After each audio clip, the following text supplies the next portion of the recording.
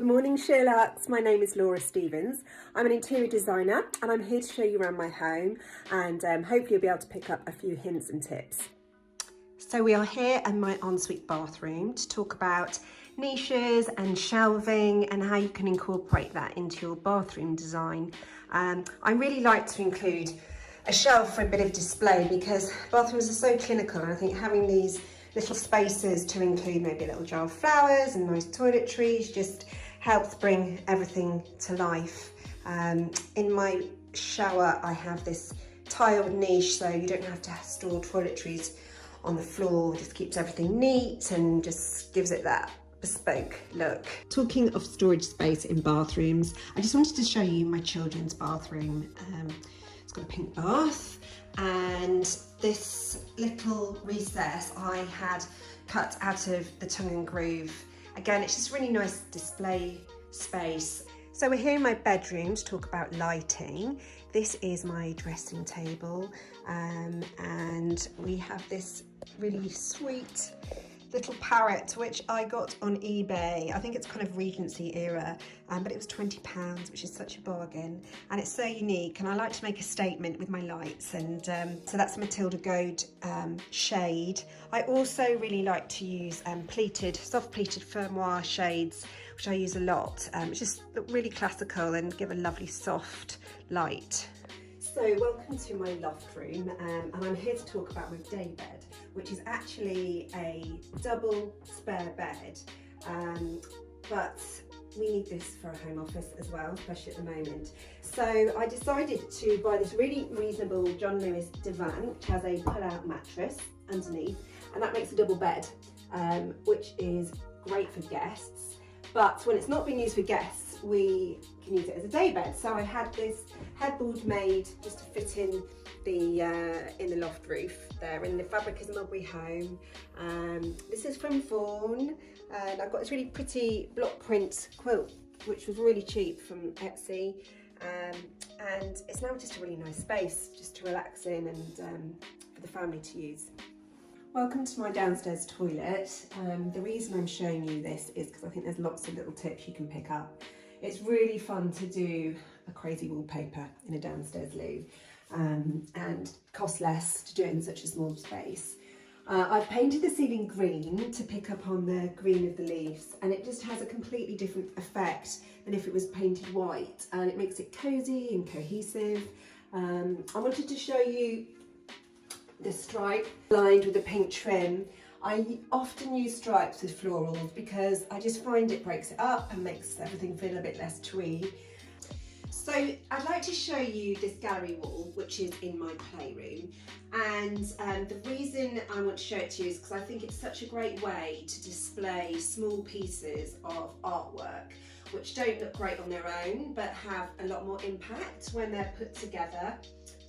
This is a whole mishmash really of different types of art, some expensive, some not at all expensive, bits of my children's work, but there is a unifying theme, and that is the blues and the pinks and a little bit of yellow in there.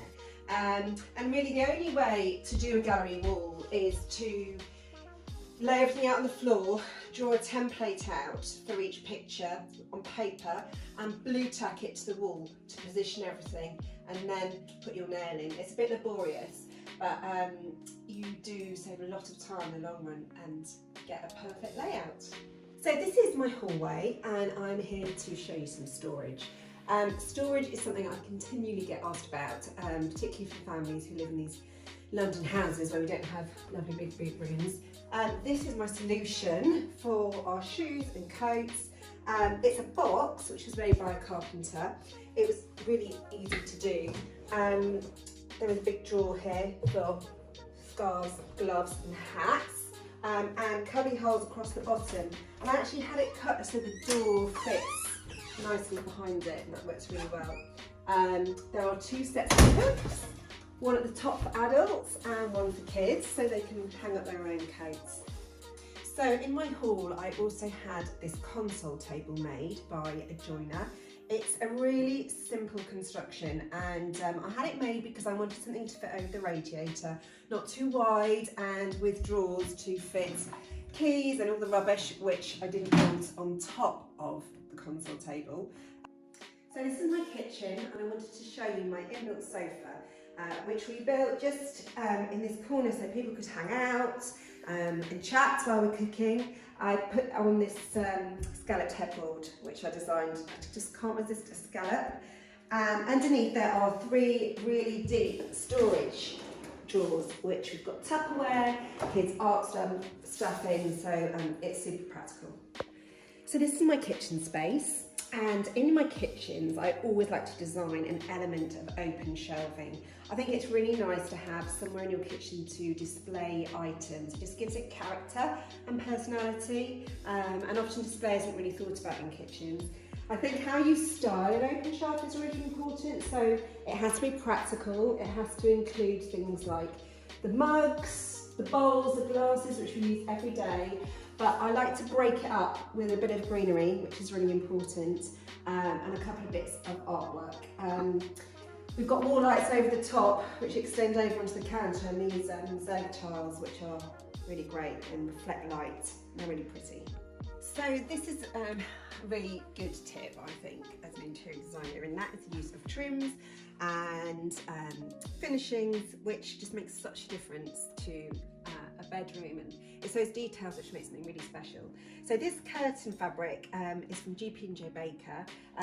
It was the last of the stock, and we didn't have quite enough, so I decided just to edge it with this pink velvet, the top and the bottom, and it kind of makes the curtains actually. The tie back is from Samuel & Sons, which I love. This trim again just ties in with the other trims, and I love a brush fringe. This is from Samuel & Sons. So we're in my reception room to talk about styling my mantelpiece. It's a real focal point of the room, so it's quite important how you style it. I have a big vase of faux flowers. I kind of like the permanency of them in this room. It just saves changing things all the time. These are from fox flowers. I like to create some symmetry on the mantelpiece, and I've got 2 tall antique candlesticks which I got from eBay. I really like the little paper hats on top. I like to prop up bits of artwork because I feel it just gives it an informal feel, and it's also easy to change if you get bored of it. Thank you so much for having me today, SheerLuxe. I hope I provided some inspiration for your own homes. If you are looking for more, do follow me on Laura Stevens ID on Instagram. Thanks.